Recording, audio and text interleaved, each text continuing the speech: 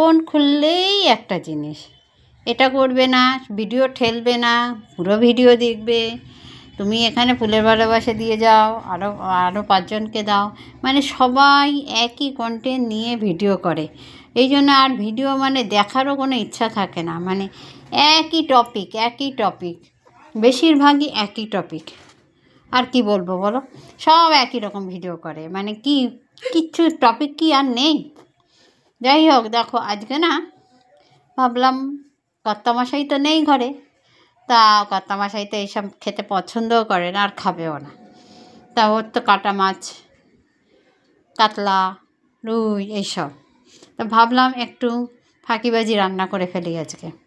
তা ফাঁকিবাজি রান্না করতে গিয়ে দেখো, খাবো তো আমি আর মেয়ে, তা যতটা তাড়াতাড়ি রান্না করা যায় সেই কারণে একটু ফাঁকিবাজি রান্না করলাম। পার্শে মাছগুলো এখানে দেখাচ্ছে কিন্তু খুব ছোট, কিন্তু অনেকটা বড় বড়। আর প্রত্যেকটা পার্শে মাছের মধ্যে দেখো ডিম আছে, আর টাটকা পার্শে মাছ। এই রেসিপিটা না যদি টাটকা মাছ দিয়ে না করি তাহলে ভালো লাগে না খেতে, বুঝলে।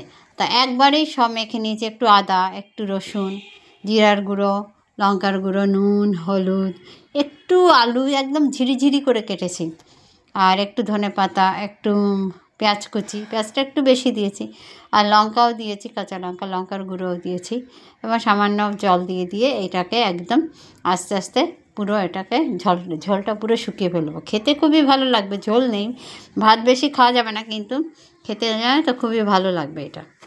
যাই হোক, দেখো রোদটা পড়ার জন্য এখানে অনেকটা লাইটটা একটু কেমন হয়ে গেছে।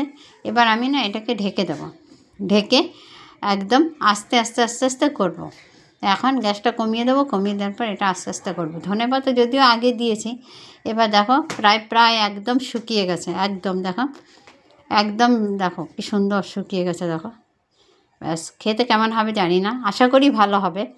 তারপরে এবার আরেকটু ধনেপাতা দিয়ে দেবো, ধনেপাতা দিয়ে ব্যাস জাস্ট নামানোর আগে অল্প একটু ধনেপাতা দিয়ে ব্যাস এটাকে এইগুলোকে নামিয়ে ফেলবো। মাছগুলো অত্যাধিক বড়, খাবো আমি আর মেয়ে।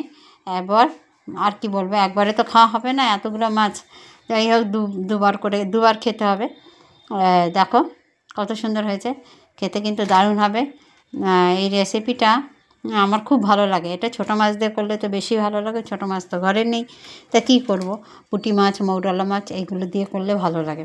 তা ছোটো মাছ ঘরে নেই বলে আমি এই টাটকা একদম পার্শে মাছ দিয়ে এই রেসিপিটা করলাম।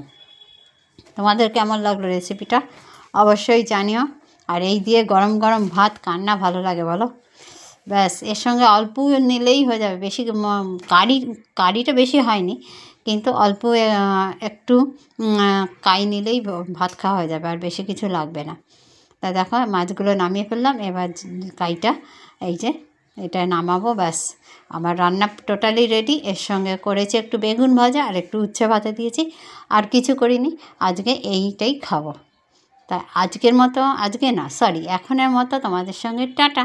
তোমাদের সঙ্গে তো আবার দেখা হবে পরে। সবাই ভালো থেকো, সুস্থ থেকো, টাটা, বাই বাই।